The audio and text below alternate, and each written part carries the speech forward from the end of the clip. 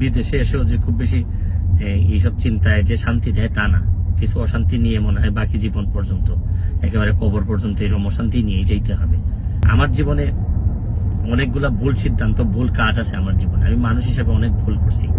শুরু করিতেছি মহান আল্লাহর নামে, যিনি পরম করুণাময় এবং অত্যন্ত দয়ালু। নিউ ইয়র্কে এসে পৌঁছাইছি। এখন নিজের ভাগনার গাড়িতে করে আমাকে আমার বোনের বাসা থেকে নিয়ে যাচ্ছে আমার মা যে বাসায় থাকেন এই বাসায়। তো থাকতে থাকতে অনেকগুলা মেসেজ পেয়েছি বাংলাদেশ থেকে। যদিও এটা নিয়ে খুবই আমি চিন্তিত ছিলাম, বা কথা বলা দরকার আমি ভাবতেছিলাম। বিভিন্ন কথাবার্তা হয়, এটা আসলে আমি আপনাদের কাছে মানে আল্লাহর হস্তে চাই যে এটা বন্ধ করতে হবে।